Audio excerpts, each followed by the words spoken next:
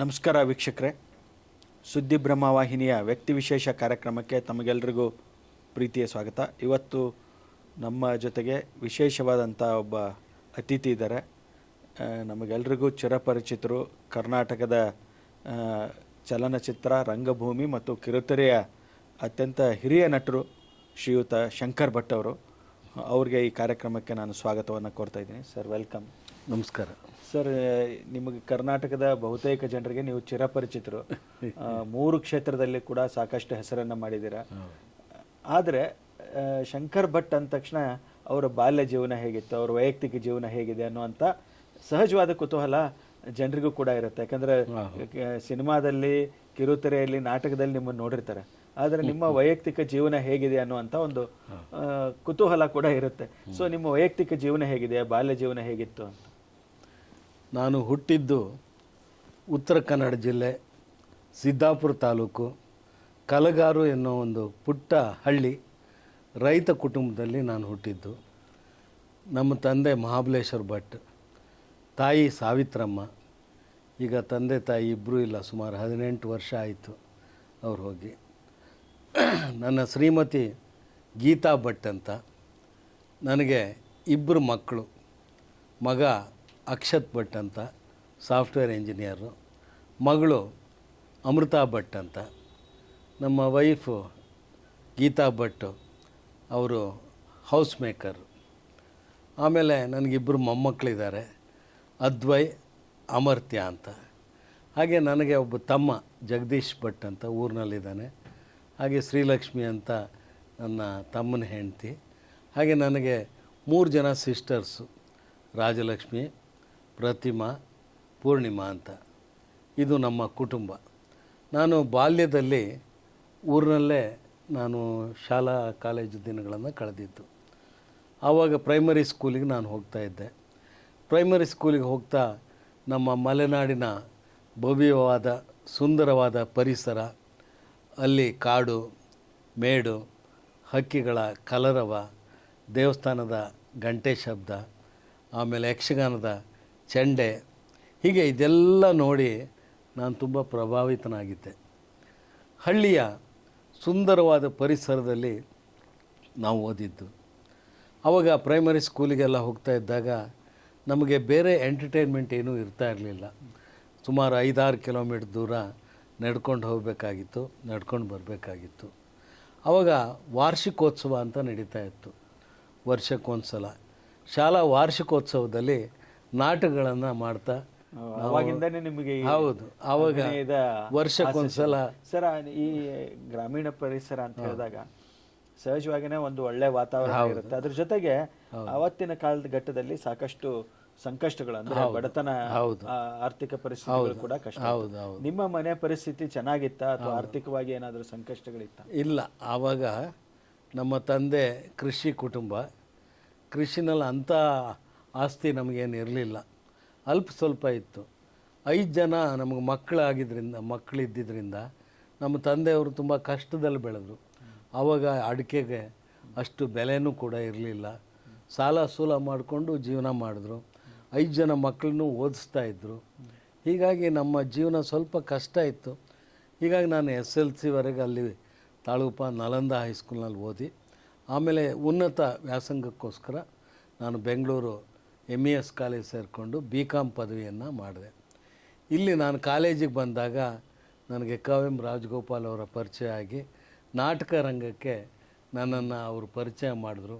ಅವ್ರ ಜೊತೆ ಹಲವಾರು ನಾಟಕಗಳನ್ನು, ಸಂಸ್ಕೃತ ನಾಟಕನೂ ಮಾಡಿದ್ವಿ. ಅಭಿಜ್ಞಾನ ಶಾಕುಂತಲ, ಮೃಚ್ಯುಕಟಿಕ, ಹೀಗೆ ಹವ್ಯಾಸಿ ನಾಟಕ ತಂಡಗಳಲ್ಲಿ ನನ್ನನ್ನು ಗುರುಸ್ಕೊಂಡು ನಾನು ಎಷ್ಟು ನಾಟಕಗಳಲ್ಲಿ ಮಾಡಿದ್ದೀನಿ? ಸುಮಾರು ಒಂದು 250 ನಾಟಕಗಳಲ್ಲಿ ಮಾಡಿದ್ದೀನಿ. ಸೊ ನಾಟಕ ಮಾಡ್ತಾ ಮಾಡ್ತಾನೆ ಸಿನಿಮಾ ರಂಗ? ಹೌದು, ನಾಟಕ ಮಾಡ್ತಾ ನಮಗೆ ಅನಂತ್ ನಾಗು, ಶಂಕರ್ ನಾಗು, ರಮೇಶ್ ಭಟ್ಟು, ಸಂಕೇತ್ ಕಾಶಿ, ಜಗ್ಗು ಮಲ್ನಾಡು, ಹೀಗೆ ಎಲ್ಲರ ಪರಿಚಯ ಆಯಿತು. ಈ ಅನಂತ್ ನಾಗ್ ನಿಮಗೆ ಮೊದಲು ಪರಿಚಯ ಆದಾಗ ನೀವು ಯಾವ ಭಾಷೆಯಲ್ಲಿ ಮಾತಾಡಿದ್ರಿ? ಇಲ್ಲ, ಅನಂತ್ ನಾಗ್ ಅವ್ರು ಸಿಕ್ಕಿದಾಗ ಕನ್ನಡದಲ್ಲೇ ನಾವು ಮಾತಾಡಿದ್ವಿ. ಯಾಕೆಂದ್ರೆ ಅವರು ಮೊದಲು ಬಾಂಬೆನಲ್ಲಿ ಬ್ಯಾಂಕ್ನಲ್ಲಿ ಕೆಲಸ ಮಾಡ್ತಾಯಿದ್ರು. ಅನಂತ್ ನಾಗು, ಶಂಕರ್ ನಾಗು ಇಲ್ಲ ನಮ್ಮ ಇದ್ರ ಭಾಷೆಯಲ್ಲೇ ಮಾತಾಡಿದ್ವಿ. ಅವ್ರು ಬ್ಯಾಂಕ್ನಲ್ಲಿ ಕೆಲಸ ಮಾಡ್ತಾಯಿದ್ರು. ನಾನು ಬ್ಯಾಂಕ್ನಲ್ಲಿ ಕೆಲಸ ಮಾಡೋದು ಅವ್ರಿಗೆ ಗೊತ್ತಿತ್ತು. ಸೊ ನಾನು ಪರಿಚಯ ಮಾಡಿಸ್ತಾ ಅವ್ರು ಹೇಳಿದರು, ಯಾವುದೇ ಕಾರಣಕ್ಕೂ ಬ್ಯಾಂಕನ್ನು ಬಿಡಬಾರ್ದು. ಒಂದೊಮ್ಮೆ ಬ್ಯಾಂಕ್ ಬಿಡೋವಂಥ ಪರಿಸ್ಥಿತಿ ಬಂದರೂ ನನ್ನನ್ನು ಕೇಳಿ ನೀನು ಬ್ಯಾಂಕನ್ನು ಬಿಡಬೇಕು ಅಂತ ಹೇಳಿದರು. ಆಯಿತು ಸರ್ ಅಂತ ಹೇಳಿದ್ದೆ. ಅವರು ಹೇಳಿದ ಪ್ರಕಾರ ನಾನು ಯುಕೋ ಬ್ಯಾಂಕಿಗೆ ಕೆಲಸಕ್ಕೆ ಸೇರಿಕೊಂಡೆ. ಯಾಕೆಂದರೆ ಹೊಟ್ಟೆಪಾಡು, ಮನೆಯ ಪರಿಸ್ಥಿತಿ ನಿಮಗೆ ಹೇಳಿದ್ನಲ್ಲ, ಹಿರಿಯ ಮಗನಾಗಿ ಜವಾಬ್ದಾರಿ ಇರುತ್ತೆ. ಸರ್, ಈಗ ತಂಗಿ ಅವ್ರನ್ನೆಲ್ಲ ನಾಟಕ ಆಗುತ್ತೆ, ಸಿನಿಮಾ ಎಂಟ್ರಿ ತಗೊಳ್ತೀರಾ, ಮತ್ತೆ ನಿಮ್ಮ ವೈವಾಹಿಕ ಜೀವನ ಯಾವಾಗ ಶುರುವಾಯಿತು? ನಮ್ಮದು ಸುಮಾರು 88ನೇ ಇಸ್ವಿನಲ್ಲಿ ನಾನು ಮದುವೆ ಆದೆ. ಇಬ್ಬರು ಮಕ್ಕಳು ಹುಟ್ಟಿದರು.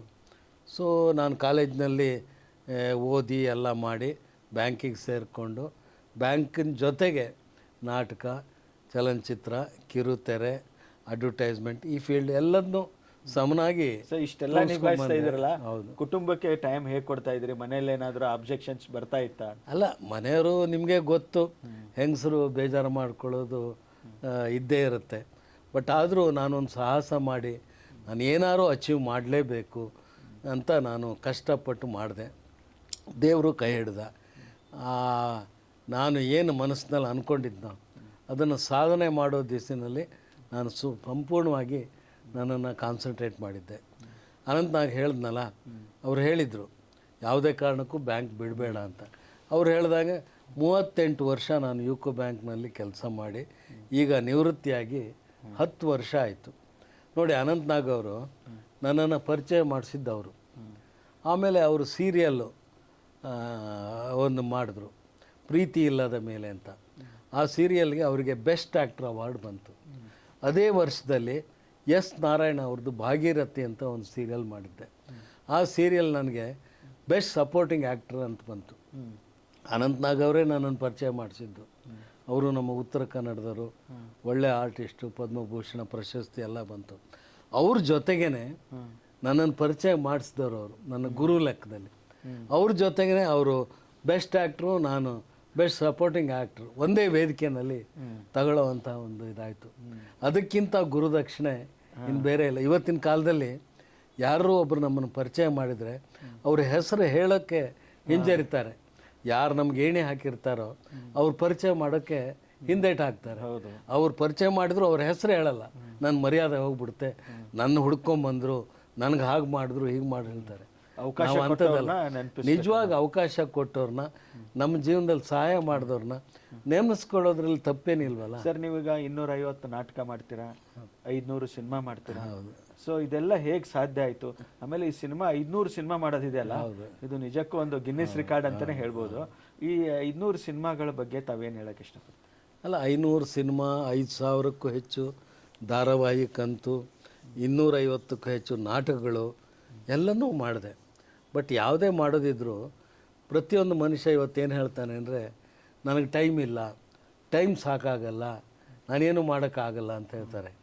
ಟೈಮ್ ಮ್ಯಾನೇಜ್ ಮಾಡಿ ಎಲ್ಲರಿಗೂ ಶಂಕರ್ ಭಟ್ ಅಂದ ತಕ್ಷಣ ಎಲ್ರಿಗೂ ಒಂದು ನಿಮ್ಮ ಬಗ್ಗೆ ಕೇಳಿ ಬರುವಂಥ ಮಾತು, ಇಂಡಸ್ಟ್ರಿನಲ್ಲಿ ಎಲ್ಲ ಕ್ಷೇತ್ರದಲ್ಲಿ ಅವರು ಎಲ್ಲೂ ಕಾಂಟ್ರವರ್ಸಿಗಳು ಮಾಡ್ಕೊಳ್ಳಲ್ಲ, ನಾನ್ ಕಾಂಟ್ರವರ್ಸಿಯಲ್ ಪರ್ಸನ್. ಅವ್ರಿಗೆ ಏನೇ ಕಾಂಟ್ರವರ್ಸಿಯಲ್ ಪ್ರಶ್ನೆ ಕೇಳಿದ್ರು ಅದಕ್ಕೆ ಉತ್ತರ ಅವರು ಭಾಳ ಚೆನ್ನಾಗಿ ಕೊಟ್ಬಿಡ್ತಾರೆ ಅಂತ ಹೇಳ್ತಾರೆ. ಸೊ ಈ ವಿವಾದಗಳನ್ನ ಮೀರಿ ನಿಮ್ಮ ಕರಿಯರ್ನ ರೂಪಿಸ್ಕೊಂಡಿದ್ದಾರೆ, ಅದು ಹೇಗೆ ಸಾಧ್ಯ ಆಯಿತು? ಅಲ್ಲ, ಎಲ್ಲ ಮನುಷ್ಯರಿಗೂ 24 ಗಂಟೆನೇ ಟೈಮ್ ಇರೋದು. ಟೈಮ್ ಇಲ್ಲ ಅಂತ ಹೇಳಿ ಕೂತ್ಕೊಳ್ಳೋಕ್ಕಾಗಲ್ಲ. ನಾವು ಟೈಮನ್ನು ಮಾಡ್ಕೋಬೇಕು, ನಮ್ಮ ಟೈಮನ್ನು ಹೊಂದಾಣಿಕೆ ಮಾಡ್ಕೋಬೇಕು. ನಮಗೆ ಅಲ್ಲದೆ ಇರೋ ವಿಷಯನ ನಾವು ಜಾಸ್ತಿ ಚರ್ಚೆ ಮಾಡಬಾರ್ದು. ನಾನು ಶೂಟಿಂಗ್ ಹೋದರೂ ಹಾಗೆ, ನಾನು ಹೋಗ್ತೀನಿ, ನನ್ನ ಪಾತ್ರ ಏನಿದೆಯೋ ಕೇಳ್ತೀನಿ, ಶೂಟಿಂಗ್ ಆದಮೇಲೆ ನನ್ನ ಪಾಡಿಗೆ ಬರ್ತೀನಿ. ಬೇರೆ ಯಾವ ಕಾಂಟ್ರವರ್ಸಿಗೂ ನಾನು ಹೋಗಿ, ಯಾಕೆ ನಾನು ಹೋಗಿರೋ ಶೂಟಿಂಗ್ ಪರ್ಪಸ್ಸು, ನಮ್ಮ ಪರ್ಪಸ್ ಮುಗಿಸ್ಕೊಂಡು ಬರೋದು. ಆಮೇಲೆ ಬೇರೆಯವ್ರ ಬಗ್ಗೆ ಅನ್ನೆಸರಿಯಾಗಿ ಏನೋ ಹೇಳೋದು, ಕೆಟ್ಟದಾಗಿ ಮಾತಾಡೋದು, ಅದ್ಯಾವುದು ನಮ್ಗೆ ಅವಶ್ಯಕತೆ. ಯಾಕೆ ಬೇರೆದ್ರ ಬಗ್ಗೆ ಯೋಚನೆ ಮಾಡೋಕ್ಕೆ ನಮ್ಗೆ ಬೇಕಾದಷ್ಟು ವಿಷಯಗಳಿದೆ. ಅದ್ರ ಬಗ್ಗೆ ನಾವು ಥಿಂಕ್ ಮಾಡೋಣ, ನಮ್ಮ ಫ್ಯೂಚರ್ ಬಗ್ಗೆ ಯೋಚನೆ ಮಾಡೋಣ, ನಮ್ಮ ಫ್ಯಾಮಿಲಿ ಬಗ್ಗೆ ಯೋಚನೆ ಮಾಡೋಣ.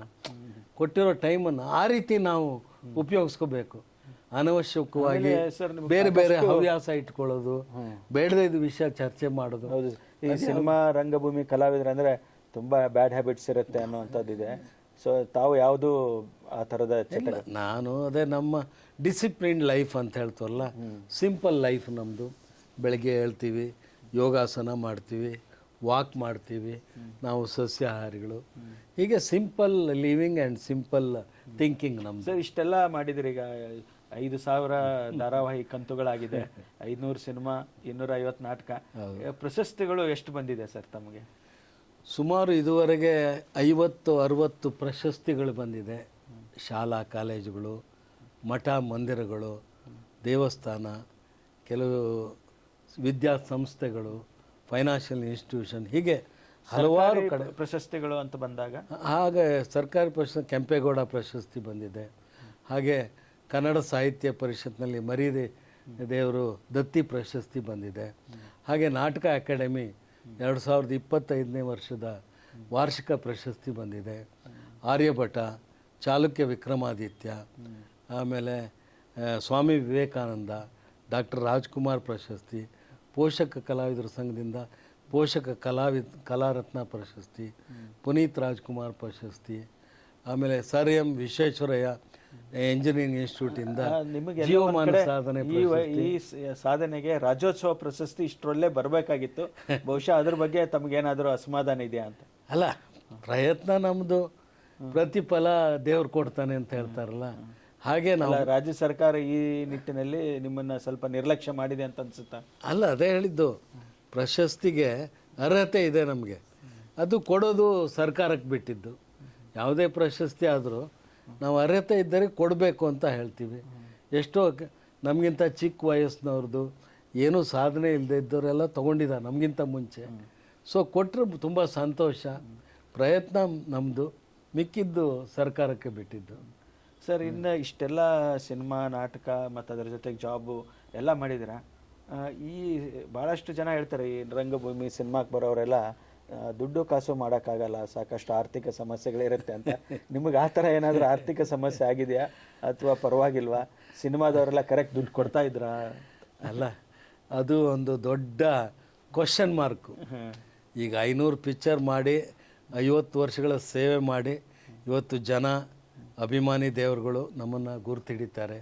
ಎಲ್ಲೇ ಒಂದು ಹಳ್ಳಿಯಿಂದ ಹಿಡಿದು ಸಿಟಿ ಆಗಿರಲಿ, ಅಂತಾರಾಷ್ಟ್ರೀಯ, ನಾನು ಅಮೇರಿಕಕ್ಕೆ ಹೋದಾಗ ಅಲ್ಲಿ ಹಲವಾರು ಜನ ನಮ್ಮ ಕನ್ನಡದವರು ನಮ್ಮನ್ನು ಗುರುತಿಡಿದು, ನೀವು ಶಂಕರ್ ಭಟ್ರಲ್ವಾ, ನಿಮ್ಮ ಸೀರಿಯಲ್ ನಾನು ನೋಡ್ತಾ ಇದ್ದೆ, ನಿಮ್ಮ ಪಿಕ್ಚರ್ ನೋಡ್ತಾ ಇದ್ದೆ, ಹಾಲಿವುಡ್ ಫಿಲ್ಮ್ ಸಿಟಿಗೂ ಹೋಗಿದ್ದೆ, ಅಲ್ಲೂ ಕೂಡ ಹಲವಾರು ಜನ ನನ್ನನ್ನು ಕರೆದು ಮಾತಾಡಿಸಿ ಪ್ರೀತಿಯಿಂದ, ನಾವು ಅವಾಗ ಬೆಂಗಳೂರಾಗಿದ್ವಿ, ನಾನು ಕಾಲೇಜ್ ಓದ್ತಾ ಇದ್ದೆ, ಆವಾಗಲಿಂದ ನೀವು ಸೀರಿಯಲ್ ಮಾಡ್ತಾಯಿದ್ದೀರಾ, ಇವತ್ತು ಮಾಡ್ತಾಯಿದ್ದೀರಾ, ಖುಷಿ ಆಗುತ್ತೆ ಹೇಳಿ ಪ್ರೀತಿಯಿಂದ ಮಾತಾಡಿಸ್ತಾಯಿದ್ರು.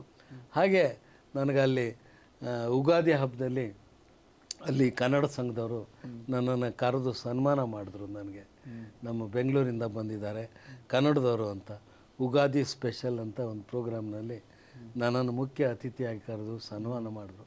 ಹೀಗೆ ನಾವು ಇಷ್ಟು ವರ್ಷದಲ್ಲಿ ಧನ ಸಂಪತ್ತನ್ನು ನಾವು ಗಳಿಸ್ತಾ ಇದ್ದರೂ ಜನಸಂಪತ್ತನ್ನು ಹೇರಳವಾಗಿ ನಾವು ಗಳಿಸ್ತೀವಿ. ಸರಿ, ಈ 3 ಕ್ಷೇತ್ರ ಅಂತ ಬಂದಾಗ ನಿಮಗೆ ಭಾಳ ಇಷ್ಟ ಆಗುವಂಥದ್ದು ಅದು ಸೀರಿಯಲ್, ಸಿನಿಮಾ? ಅಲ್ಲ, ಎಲ್ಲದೂ ಆ್ಯಕ್ಟಿಂಗಿಗೆ ಸಂಬಂಧಪಟ್ಟಿದ್ದರಿಂದ, ರಂಗಭೂಮಿನೂ ಆ್ಯಕ್ಟಿಂಗ್ ಸಂಬಂಧಪಟ್ಟಿದ್ದು, ಚಲನಚಿತ್ರ, ಕಿರುತೆರೆನೂ ಆ್ಯಕ್ಟಿಂಗು, ಎಲ್ಲ ಕ್ಷೇತ್ರನೂ ಇಷ್ಟನೇ ನಮಗೆ. ಆದರೆ ರಂಗಭೂಮಿನಲ್ಲಿ ನಮಗೆ ಸಿಗೋ ಖುಷಿ ಕಿರುತೆರೆ ಅಥವಾ ಚಲನಚಿತ್ರದಲ್ಲಿ ಸಿಗಲ್ಲ. ಯಾಕೆಂದರೆ ಇಲ್ಲಿ ರಂಗಭೂಮಿನಲ್ಲಿ ನಮ್ಮ ಮತ್ತು ಪ್ರೇಕ್ಷಕರ ನೇರವಾದ ಬಾಂಧವ್ಯ ಇರುತ್ತೆ. ಖುಷಿ ಪಟ್ಟರೆ ಚಪ್ಪಾಳೆ ತಡ್ತಾರೆ, ನಾವು ದುಃಖದಿಂದ ಹೇಳಿದ್ರೆ ಅವರು ಕಣ್ಣಿಗೆ ನೀರು ಹಾಕ್ತಾರೆ, ಚೆನ್ನಾಗಿ ಬಂದರೆ ಒನ್ಸ್ ಮೋರ್ ಅಂತ ಹೇಳ್ತಾರೆ. ಸ್ಪಾಂಟೇನಿಯಸ್ ಆಗಿ ಅಲ್ಲೇ ಗೊತ್ತಾಗುತ್ತೆ.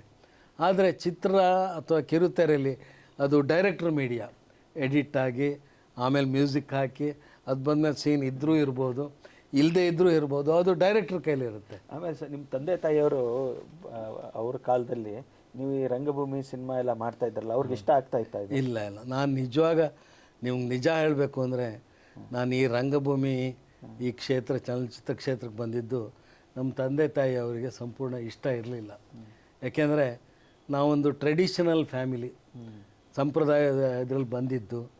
ಮಗ ಕೆಲಸ ಮಾಡಿಕೊಂಡು ಏನೋ ಸಂಪಾದನೆ ಮಾಡ್ಕೊಂಡು ಬಂದರೂ ಸಾಕು, ಇವನೇನಾದ್ರು ಆ ರಂಗಕ್ಕೆ ಹೋಗ್ಬಿಟ್ಟು ಇವನು ದಾರಿ ತಪ್ಪಿಬಿಟ್ಟು ನಮ್ಮ ಕೈ ಬಿಟ್ಬಿಡ್ತಾನೇನೋ ಅನ್ನೋ ಒಂದು ಕಲ್ಪನೆ ಅವರಲ್ಲಿತ್ತು. ಆಮೇಲೆ ನಾವು ಈ ಕ್ಷೇತ್ರದಲ್ಲಿ ಸಾಧನೆ ಮಾಡಿ ಹೆಸರು ಮಾಡಿ ದೊಡ್ಡ ದೊಡ್ಡ ಕಲಾವಿದರು, ಪೋಷಕ ಕಲಾವಿದರ ಜೊತೆಗೆ ನಾವು ಆ್ಯಕ್ಟ್ ಮಾಡೋದು ನೋಡಿ ಆಮೇಲೆ ಅವರಿಗೂ ಖುಷಿ ಆಯಿತು. ಆಮೇಲೆ ನಮ್ಮ ತಂದೆಯವರು ನಮ್ಮ ನಾಟಕ ನೋಡಿ ತುಂಬ ಖುಷಿ ಪಟ್ಟಿದ್ರು. ಆಮೇಲೆ ನಿಮ್ಮ ಶ್ರೀಮತಿ ಅವರು ಮಕ್ಕಳು ಸೊಸೆಯಂದರು ಅವ್ರು ಇಷ್ಟಪಡ್ತಾರೆ? ಹೌದು. ಈಗ ನಾವು ಮನೇಲಿ ಯಾವಾಗಲೂ ಇರಲ್ಲ, ಮನೆಗೆ ಸಂಬಂಧಿಕರು ಬರ್ತಾರೆ, ಯಾರೋ ಫೋನ್ ಮಾಡ್ತಾರೆ, ಆಮೇಲೆ ಮಕ್ಕಳಿಗೆ ಎಜುಕೇಷನ್ನು, ಸ್ಕೂಲಿಗೆ ಕರ್ಕೊಂಡು ಹೋಗೋದು ಬರೋದು, ಹೋಮ್ವರ್ಕ್ ಮಾಡೋದು, ಇದೆಲ್ಲ ನಮ್ಮ ಶ್ರೀಮತಿಯವರೇ ನೋಡ್ಕೋತಾ ಇದ್ದಿದ್ದು. ಅವರು ಈ ರೀತಿ ನನಗೆ ಸಹಕಾರ, ಮಕ್ಕಳು ಮೊಮ್ಮಕ್ಕಳು ಎಲ್ಲ ಸಹಕಾರ ಕೊಟ್ಟಿದ್ದರಿಂದ ನಾನು ಈ ಕ್ಷೇತ್ರದಲ್ಲಿ ಇಷ್ಟೊಂದು ಸಾಧನೆ ಮಾಡೋಕ್ಕಾಯಿತು. ಬ್ಯಾಂಕ್ನಲ್ಲೂ ಕೂಡ 38 ವರ್ಷಗಳ ಕಾಲ ಒಂದು ರಾಷ್ಟ್ರೀಕೃತ ಬ್ಯಾಂಕ್ನಲ್ಲಿ ಸೇವೆ ಮಾಡೋದು ಅಂದರೆ ಹುಡುಗಾಟದ ಮಾತಲ್ಲ. ಈಗ ನಾನು ನಿವೃತ್ತಿಯಾಗಿ 10 ವರ್ಷ ಆಯಿತು. ಹೀಗಾಗಿ ಬ್ಯಾಂಕು, ರಂಗಭೂಮಿ, ಚಲನಚಿತ್ರ, ಕಿರುತೆರೆ, ಸಮಾಜ ಸೇವೆ ಎಲ್ಲ ಕ್ಷೇತ್ರದಲ್ಲಿ ನನ್ನನ್ನು ತೊಡಗಿಸ್ಕೊಂಡು ನನ್ನ ಜೀವನವನ್ನು ನಾನು ಸಾಗಿಸ್ತಾ ಇದ್ದೀನಿ. ಸರ್, ಈಗ ನಿಮಗೆ ಜೀವನದಲ್ಲಿ ಮರಿಬೇಕಾದಂಥ ಒಂದು ಘಟನೆ, ತುಂಬ ಕೆಟ್ಟ ಘಟನೆ ನನ್ನ ಜೀವನದಲ್ಲಿ ನಡೆದು ಹೋಗಿದೆ, ಅದನ್ನು ನಾನು ಮರಿಬೇಕು ಅಂದರೆ ಯಾವುದು? ತುಂಬ ಸ್ಮರಿಸ್ಕೊಳ್ಳುವಂಥದ್ದು, ಸದಾ ನಿಮಗೆ ಸ್ಮರಿಸ್ಕೋಬೇಕು, ಅದನ್ನು ಸಂತೋಷ ಪಡಬೇಕು ಅನ್ನುವಂಥ ಘಟನೆ ಅಂದರೆ ಯಾವುದು? ಅಲ್ಲ, ಸಂತೋಷದ ಘಟನೆ ಅಂದರೆ ನಾನು ಈ ಕ್ಷೇತ್ರಕ್ಕೆ ಬಂದ ಮೇಲೆ ತುಂಬ ದೊಡ್ಡ ದೊಡ್ಡ ಕಲಾವಿದರು, ಡಾಕ್ಟರ್ ರಾಜ್ಕುಮಾರು, ವಿಷ್ಣುವರ್ಧನ್ನು, ಅಂಬರೀಷು, ರವಿಚಂದ್ರನ್ನು, ಅನಂತನಾಗು, ಶಂಕರ್ನಾಗು, ಇಂಥ ಕಲಾವಿದರು ಜೊತೆಗೆ ಅಶ್ವತ್ತು, ಪಂಡ್ರಿಬಾಯಿ, ಮೈನಾವತಿ, ಭಾರತಿ, ಆರತಿ, ಇಂಥ ಹಿರಿಯ ಕಲಾವಿದರು. ಆಮೇಲೆ ತೂಗುದೀಪ್ ಶ್ರೀನಿವಾಸು, ವಜ್ರಮಣಿ, ಸುಧೀರು, NS ರಾವ್, ಮುಸುರಿ ಕೃಷ್ಣಮೂರ್ತಿ, ಇಂಥ ಹಿರಿಯ ದಿಗ್ಗಜರ ಜೊತೆ ನಾನು ಕೆಲಸ ಮಾಡಿದ್ನಲ್ಲ, ಅದು ನನ್ನ ಜೀವನದಲ್ಲಿ ಮರೆಯಲಾಗದಂಥ ಒಂದು ಘಟನೆ. ಇವತ್ತಿಗೂ ಕೂಡ ಇಷ್ಟೊಂದು ಸಾಧನೆ ಮಾಡಿದ್ರು ಅಂಥವ್ರ ಜೊತೆಗೆ ನಾನು ವರ್ಕ್ ಮಾಡಿದ್ನಲ್ಲ ಅಂತ ನನಗೆ ಹೆಮ್ಮೆ ಆಗುತ್ತೆ. ಇನ್ನು ನಿಮಗೆ ತುಂಬ ಬೇಸರ ಕೊಟ್ಟಂಥ ಘಟನೆ ಯಾವುದು? ಬೇಸರ ಏನಿಲ್ಲ, ಆದರೆ ನನ್ನ ಒಳಗಡೆ ಒಬ್ಬನ ಕಲಾವಿದ ಇದ್ದಾನೆ. ಆ ಕಲಾವಿದನ ಸರಿಯಾದ ರೀತಿಯಲ್ಲಿ ದುಡುಗಿಸ್ಕೊಳ್ಳೋ ಅಂಥ ಒಂದು ನಿರ್ದೇಶಕರು ಸಿಕ್ಕಲಿಲ್ವಲ್ಲ ನನಗೆ ಅನ್ನೋದು ಒಂದು ಬೇಜಾರಿದೆ. ಯಾಕೆಂದರೆ ಏನೇ ಸಾಧನೆ ಮಾಡಿದರೂ ಕೇವಲ 1 ಅಥವಾ 2%. ನಾನು ಇನ್ನೂ ಸಾಧನೆ ಮಾಡಬೇಕಾದ ಬೇಕಾದಷ್ಟಿದೆ. ರಾಜ್ಕುಮಾರ್ ಹೇಳ್ತಾರಲ್ಲ, ಅಭಿಮಾನಿ ದೇವರುಗಳು ಅಂತ. ಆ ಅಭಿಮಾನಿ ದೇವರುಗಳು ಇಷ್ಟಪಟ್ಟು, ಸಂತೋಷಪಟ್ಟು, ಚಪ್ಪಾಳೆಯಿಂದ ನಾವು ಮಾಡಿದ ಪಾತ್ರವನ್ನು ನೋಡಿ, ಓಹೋ ಚೆನ್ನಾಗಿ ಮಾಡಿದೆ ಅಂತ ಚಪ್ಪಾಳೆ ಹೊಡಿತಾರಲ್ಲ, ಆ ಚಪ್ಪಾಳೆ ಎದುರುಗಡೆ ಯಾವ ಪ್ರಶಸ್ತಿ, ಇವನ ಆಸ್ಕರ್ ಪ್ರಶಸ್ತಿನೂ ಸಮನಾದದ್ದಲ್ಲ ಅಂತ ನಾನು ಭಾವಿಸ್ತೀನಿ. ಇನ್ನೊಂದು, ಶಂಕರ್ ಭಟ್ರಿಗೆ ಕೋಪನೇ ಬರಲ್ಲ ಅಂತ ಭಾಳಷ್ಟು ಜನ ಹೇಳ್ತಾರೆ. ತುಂಬ ಬ್ಯಾಲೆನ್ಸಿಂಗ್ ಅವರು, ಯಾವತ್ತೂ ಕೋಪನೇ ಮಾಡ್ಕೊಳ್ಳಲ್ಲ ಅಂತ. ಅದು ಹೇಗೆ ಸಾಧ್ಯ ಸರ್? ಅಲ್ಲ, ಇಲ್ಲಿ ಕೋಪ ಮಾಡಿಕೊಂಡು ನಾವೇನು ಸಾಧಿಸೋಕ್ಕಾಗಲ್ಲ. ನಾವು ನಗುಮುಖದಿಂದ, ಪ್ರೀತಿಯಿಂದ ಏನು ಬೇಕಾದ್ರೂ ಸಾಧನೆ ಮಾಡ್ಬೋದು. ಬಟ್ ಈ ಸಿನಿಮಾ, ರಂಗಭೂಮಿ ಇದರಲ್ಲೆಲ್ಲ ತುಂಬ ಜನ ಕೋಪಿಷ್ಟ್ರೇ ಇರ್ತಾರೆ, ಮೂಗಿನ ತುದಿಯೆಲ್ಲ ಕೋಪ ಇರುತ್ತೆ. ಅವ್ರ ಜೊತೆ ನೀವೆಲ್ಲ ಹೇಗೆ ಕೆಲಸ ಮಾಡಿ? ಅಲ್ಲ, ಇರುತ್ತೆ, ಲೋಕೋ ಭಿನ್ನ ರುಚಿ ಅಂತ ಹೇಳ್ತಾರಲ್ಲ, ಹಾಗೆ ನಾವು ಒಂದು ಸಂಸ್ಥೆನಲ್ಲಿ ಅಥವಾ ಒಂದು ಇನ್ಸ್ಟಿಟ್ಯೂಷನ್ನಲ್ಲಿ ಒಬ್ಬರ ಜೊತೆ ಕೆಲಸ ಮಾಡ್ತಾ ಇದ್ದಾಗ ಒಳ್ಳೆಯವರು ಇರ್ತಾರೆ, ಕೆಟ್ಟವರು ಇರ್ತಾರೆ, ಮುಂಗೋಪಿಗಳು ಇರ್ತಾರೆ, ವಿಶಾಲ ಹೃದಯದವರು ಇರ್ತಾರೆ. ಎಲ್ಲ ರೀತಿ ನಾವು ಜನ ನೋಡಬೇಕು. ಯಾಕೆಂದರೆ ಒಂದು ಪ್ರಪಂಚದಲ್ಲಿ ಎಲ್ಲ ರೀತಿ ಜೀವಿಗಳ ಜೊತೆ ನಾವು ಕೆಲಸ ಮಾಡಬೇಕು. ಇವಾಗ ನಾವು ಬೇಜಾರು ಮಾಡಿಕೊಂಡು ಏನೂ ಪ್ರಯೋಜನ ಇಲ್ಲ. ಇರೋದು ನಾವು ಬಂದಿದ್ದೇನೋ ಏನೋ ಒಂದು ಸಾಧನೆ ಮಾಡಬೇಕು, ನಾವೇನೋ ಅಚೀವ್ ಮಾಡಬೇಕು ಅಂತ. ಅದು ನಮ್ಮ ಗುರಿ. ಆ ಗುರಿಯನ್ನು ಸಾಧಿಸೋದ್ರಲ್ಲಿ ನಾವು ಕಾನ್ಸಂಟ್ರೇಟ್ ಮಾಡಿದರೆ ನಾವು ಏನು ಬೇಕಾದ್ರೂ ಸಾಧಿಸೋಬೋದು ಅಂತ ನನ್ನ ಒಂದು ಬಲವಾದ ನಂಬಿಕೆ. ಕೊನೆಯದಾಗಿ ಸರ್, ಯಾರಿಗೆ ಥ್ಯಾಂಕ್ಸ್ ಹೇಳಬೇಕಂತ ಇದೆ, ಯಾರಿಗೆ ಸಾರಿ ಹೇಳಬೇಕಂತ ಏನಾದರೂ ಇದೆಯಾ? ಅಲ್ಲ, ಇಡೀ ಇಂಡಸ್ಟ್ರಿ ನಮ್ಮನ್ನು ಗುರುತಿಸಿದೆ. ಇವತ್ತು ಶಂಕರ್ ಭಟ್ ಅಂದರೆ ಇಡೀ ಪ್ರಪಂಚಕ್ಕೆ ಪರಿಚಯ ಆಗಿದೆ. ಹೀಗಾಗಿ ನನ್ನ ಅಭಿಮಾನಿ ಇಷ್ಟೆಲ್ಲ ಆಗಿದ್ದು ಅಭಿಮಾನಿ ದೇವರುಗಳಿಂದ. ಅವರು ನಮ್ಮನ್ನು ತಮ್ಮ ಹೃದಯ ದೇಗುದಲ್ಲಿಟ್ಟು ನಮ್ಮನ್ನು ಪೂಜೆ ಮಾಡ್ತಾರೆ. ಎಲ್ಲೇ ಹಳ್ಳಿಗೆ ಹೋಗಲಿ, ಪಟ್ಟಣಕ್ಕೆ ಹೋಗಲಿ, ನಮ್ಮನ್ನು ಪ್ರೀತಿಯಿಂದ ಕರೆದು ಮನೆಗೆ ಬರೆದು ನಗುಮುಕ್ತಿಯಿಂದ 4 ಮಾತಾಡ್ತಾರಲ್ಲ. ಈ ರೀತಿ ಜನಸಂಪತ್ತನ್ನು ನಾವು ಗಳಿಸಿದ್ದು ನಾವು ಇನ್ನೇನು ಸಾಧನೆ ಮಾಡೋಕ್ಕಾಗಲ್ಲ. ಅಂಥ ಸಾಧನೆ ಮಾಡಿದ ಈ ನಮ್ಮ ಅಭಿಮಾನಿಗಳಿಗೆ ನಾನು ಅನಂತ ವಂದನೆಗಳನ್ನು ಸಲ್ಲಿಸ್ತೀನಿ. ಯಾರಿಗಾರು ಸಾರಿ ಹೇಳಬೇಕು ಅಂತಿದ್ರೆ? ಸಾರಿ ಏನಿಲ್ಲ, ಇಲ್ಲಿ ಬಂದು ಅಚೀವ್ ಮಾಡ್ತಾ ಇದ್ದೀವಿ. ಮನೆಗೆ, ನಮ್ಮ ಕುಟುಂಬಕ್ಕೆ ನಾವು 24 ಗಂಟೆನೂ ಸ್ಪೆಂಡ್ ಮಾಡೋಕ್ಕೆ ಟೈಮ್ ಕೊಡ್ತಾ ಇಲ್ವಲ್ಲ. ಹೀಗಾಗಿ ಅದು ಒಂದು ಸ್ವಲ್ಪ ಸಾರಿ ಅನ್ಸುತ್ತೆ. ಯಾಕೆಂದರೆ ಕುಟುಂಬದವ್ರ ಜೊತೆ ನಾನು ಟೈಮ್ ಸ್ಪೆಂಡ್ ಮಾಡೋಕ್ಕಾಗ್ತಿಲ್ವಲ್ಲ, ಮಕ್ಕಳು ಮೊಮ್ಮಕ್ಕಳು ಜೊತೆಗೆ ನಾವು ಯಾವಾಗಲೂ ಇಲ್ಲೇ ಇರ್ತೀವಿ. ಹೀಗಾಗಿ ಅದೊಂದು ಸ್ವಲ್ಪ ಮನಸ್ಸಿಗೆ ಕಿರಿಕಿರಿ ಅನಿಸುತ್ತೆ. ಸೊ ಓವರ್ ಆಲ್ ನಿಮ್ಮ ಜೀವನ ನಿಮ್ಗೆ ಸಂತೃಪ್ತಿ ತಂದಿದೆ? ಖಂಡಿತ ಸಂತೃಪ್ತಿ, ಸಿಂಪಲ್ ಆ್ಯಂಡ್ ಸಿಂಪ್ಲಿಸಿಟಿ, ಅದು ನಮಗೆ ಬಹಳ ಇಷ್ಟ ಯಾವಾಗಲೂ. Thank you sir. ಇದು ಶ್ರೀಯುತ ಶಂಕರ್ ಭಟ್ ಅವ್ರ ಮಾತು. ಶಂಕರ್ ಭಟ್ ಅವರು ಎಲ್ರಿಗೂ ಪರಿಚಿತರು. ಸಿನಿಮಾ ನಟರಾಗಿ, ಸೀರಿಯಲ್ ಆರ್ಟಿಸ್ಟ್ ಆಗಿ, ರಂಗಭೂಮಿಯ ಕಲಾವಿದರಾಗಿ, ಮತ್ತು ಬ್ಯಾಂಕ್ ಒಬ್ಬ ಆಫೀಸರ್ ಆಗಿ ಕೂಡ ಅವರ ಗ್ರಾಹಕರಿಗೆ ಅವರು ಚಿರಪರಿಚಿತರು. ಆದರೆ ವೈಯಕ್ತಿಕ ಜೀವನ ಹೇಗಿದೆ ಅನ್ನುವಂಥದ್ದನ್ನು ನಾವು ಈ ಒಂದು ಎಪಿಸೋಡಲ್ಲಿ ನೋಡಿದ್ದೀವಿ.